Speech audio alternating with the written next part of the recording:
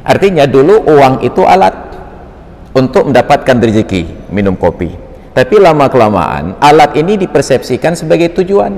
Maka hari ini, karena ditanamkan secara struktur dan sistemik di dalam jiwa kita sejak dari kecil, bahwa orang kaya itu bukan karena banyak harta, tetapi karena banyak uang. Maka sekarang coba perhatikan. Makanya tugas kita sekarang untuk meluruskan siklus ini, ajarkan kepada anak-anak kita, tanamkan pada diri kita sendiri bahwa yang kita butuhkan bukan uang. Kalau kebutuhan kita adalah uang, kita akan selalu menjadi objek dari kapitalisme internasional. Dan yang paling penting, sahabat Perkusi Aceh, 10% dari hasil penjualan kaos dakwah ini akan kita bagikan kepada sahabat-sahabat kita yang kurang mampu di luar sana. Ilmu tanyo benar, amai tanyo benar, kure tanyo benar, ngak selamat dunia akhirat. Hal yang sama juga mengusik saya sehingga saya sampaikan dalam khutbah Jumat yang lalu di Masjid Darul Falah, Kampung Pinang. Intinya, rizki itu seharusnya tidak identik dengan uang. Dulu harta kekayaan diukur dengan kepemilikan emas dan perak, putih dan kuning, dinar dan dirham dulunya. Tapi karena mata uang orang zaman dahulu nilainya terlalu tinggi, pecahan paling rendah itu 1 dirham. Artinya kalau sekarang kita hidup dengan mata uang di masa lalu, ngopi 1 dirham, kuis potong 1 dirham. 1 dirham itu 1/10 dinar, 1 dinar itu 1 mayam setengah. 1 mayam 3 juta tambah setengah 1,5 juta, 4,5 juta bagi 10, artinya 1 dirham itu 450.000. Artinya dulu orang minum kopi 1 gelas 450.000 dan mereka nggak protes. Sekarang 5.000 protes. Nah, ketika harta semakin sedikit, emas dan perak nilainya semakin tinggi, sulit rasanya berbelanja minum kopi di warung pagi-pagi yang nilainya 50.000 kalau mata uang terkecil 450.000.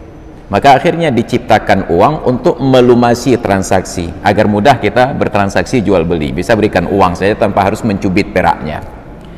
Artinya dulu uang itu alat untuk mendapatkan rezeki, minum kopi. Tapi lama-kelamaan alat ini dipersepsikan sebagai tujuan. Maka hari ini kalau pagi-pagi kita ketemu ada orang buru-buru ke tempat kerja, kita tanya, "Hom ja?" Mereka tidak sebut minta rezeki, minta peng. Sekarang kita bukan lagi makhluk yang mencari rezeki, kita menjadi makhluk yang minta peng, mencari alat, bukan mencari tujuan.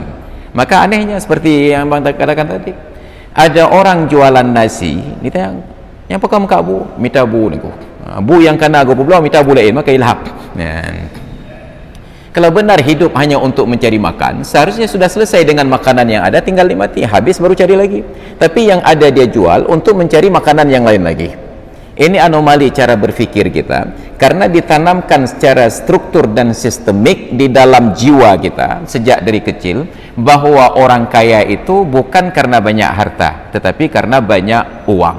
Maka sekarang coba perhatikan, di kampung-kampung itu ada orang yang banyak harta dianggap miskin karena tidak punya uang. Tanahnya sangat luas. Saat ditanya yang tahu tanah orang, bukan dengan tangan ditunjuk, dengan dagu, saking luasnya. Kenapa? Unlimited. Yang tahu tanah orang, dengan dagu, saking luasnya. Tapi orang yang punya tanah seluas ini tidak disebut kaya karena tidak punya uang. Lalu kita pujilah orang yang punya uang sebagai orang kaya, padahal tidak punya tanah sama sekali. Maka sekarang orang berlomba-lomba jual tanah dapat uang, jual tanah dapat uang, didepositokan. Oh, maka kaya harganya, lepeng lebihnya. Maka dicekeng, sejak dibuka jalan tol, dijual tanah. Mereka saat punya tanah dulu tidak disebut orang kaya, tapi begitu tanahnya laku, punya uang 100 juta, 1 miliar, 2 miliar, sampai ada yang 12 miliar, oh maka kaya ya. Padahal tanah yang menjadi harta berubah menjadi uang yang bisa dicetak. Tanah nggak bisa cetak lagi. Tapi saat dulu dia punya tanah yang terbatas, tidak disebut kaya, begitu diubah jadi uang, tiba-tiba jadi orang kaya. Pola pikir inilah yang keliru. Makanya tugas kita sekarang untuk meluruskan siklus ini, ajarkan kepada anak-anak kita, tanamkan pada diri kita sendiri bahwa yang kita butuhkan bukan uang. Kalau kebutuhan kita adalah uang, kita akan selalu menjadi objek dari kapitalisme internasional.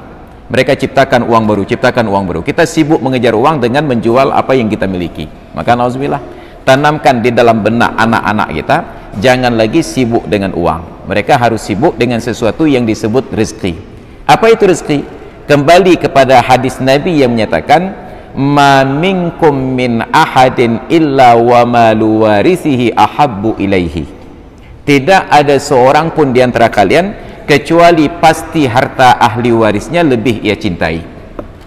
Sahabat membantah, ya Rasulullah, ma minna ahadun illa wa maluhu ahabbu ilaihi. Tidak ada seorang pun di antara kami kecuali pasti lebih mencintai hartanya. Kata Nabi, bukan begitu rumusannya. Ma laka min malika illa ma anfaqta. Tidak ada harta yang menjadi milikmu kecuali yang telah engkau pakai. Wa ma abqaita famalu warisika. Yang engkau sisakan adalah harta ahli waris. Kenyataannya sekarang demikian. Ada orang beli mobil, seharusnya mobil itu dipakai, tapi ternyata mobil itu nggak dipakai, sampai plastik jok itu nggak dibuka. Nah, gerawat ke bunga tepuk guut, anak ajak. Ya, ketika mau ke kantor dia pesan RBT, ya, pesan ojek, motor naik, dia terus rawat mobil ini pagi sore, dilap saya but lap-lap entah. Meninggallah dia. Maka ahli warisnya katakan, gak tak kai bapaknya, kerauh nak kebah katanya. Tidak ada seorang pun kecuali pasti harta ahli warisnya lebih ia sayangi daripada hartanya sendiri. Maka kalau mau jadi harta kita, yang sudah beli sepeda motor, pegrok-pegrok berusak. Artinya kalau memang sudah perlu, pakailah. Jangan hanya karena sedang turun hujan, sebenarnya kita mau ke masjid, enggak jadi ke masjid, takut mobilnya kotor. Bahkan takut nanti ahli waris kecewa, kamu geratan motor gara-gara gejak waktu hujan. Dia sendiri jalan pakai payung agar harta ahli warisnya tidak kena keratan. Maka ilahapnya. Maka apapun yang kita miliki, pakai sebatas yang kita perlu. Sudah layak beli motor, beli motor. Sudah layak pakai mobil, pakai mobil. Sudah layak bangun rumah, bangun rumah. Sudah layak jalan-jalan, jalan-jalan. Jangan harta disimpan. Kenapa? Nanti anak waktu besar bisa kuliah, Pak Ustadz. Padahal anak-anak masing dengan rezekinya. Kalaulah rezeki anak-anak dari orang tua, sungguh anak yatim piatu hanya bertahan hidup seminggu saja. Tapi ternyata nahnu narzuqukum wa iyyahum. Kami yang berikan rizki kepada kalian, dan kami pula yang berikan rizki kepada anak-anak kalian. Jadi ubah persepsi tentang harta itu, kembali kepada konsep Rasulullah bahwa harta adalah apa yang kita pakai, yang habis pakai harta, dan sekaligus sebagai rizki. Maka jangan lagi sibuk mencari uang. Yang sudah punya uang ganti menjadi emas, yang sudah punya uang ganti menjadi tanah. Yang sudah punya uang, sudah patut pakai kendaraan, beli kendaraan. Nya ke bahpeng pulau motor ke bahpeng karena senang menghitung-hitung uang. Jama'a mala wa addada. Ia kumpulkan uang yang bilang-bilang. Menanda, oh malit hak peng bilang peng. Kalau habis bilang peng kagak dah duduk. Kenapa? Karena godaan uang itu tinggi sekali. Maka bagi orang yang sakit sebenarnya tidak perlu berobat. Tinggal kalkulasi biaya berobat berapa. Ini operasi 25 juta, berangkat ke Pulau Pinang 10 juta, 35 juta. Simpan uang itu di rumah, ikat, begitu sakitnya kumat, ambil uang, hitung. Insya Allah sebelum uang selesai dihitung, kumatnya hilang. Nah, kenapa? Karena menghitung uang itu mendatangkan keasikan tersendiri. Penggok mentang terbilang lalai, betul pengroh. Nah, maka itu godaan uang. Nah, tapi saran dalam agama, infakkan. Pakai sebatas yang kita perlu, yang lebih agar tidak menjadi hak ahli waris, investasikan ke akhirat. Masjid perlu bangunan, sumbangkan untuk masjid. Masjid perlu lahan, sumbangkan untuk masjid. Balai pengajian perlu lahan, sumbangkan balai pengajian. Ada anak yatim, fakir miskin perlu bantuan, serahkan kepada mereka. Maka saya menarik ketika ada sebuah ungkapan membantah dari teori sebelumnya, untuk apa banyak harta padahal harta tidak bisa dibawa ke akhirat. Dibantah, harta bisa dibawa ke akhirat. Caranya, jangan bawa sendiri. Titip ke anak yatim, titip ke fakir miskin, titip ke masjid, titip ke balai pengajian. Katakan, tolong bawa ke akhirat, nanti saya ambil di sana. Nah, tapi kalau dibawa sendiri, itu yang nggak mampu. Nah, demikian. Terima kasih. Amai tanyo benar, kure tanyo benar, ngak selamat dunia akhirat. Ile tanyo benar, amai tanyo benar, kure tanyo benar, ngak selamat dunia akhirat.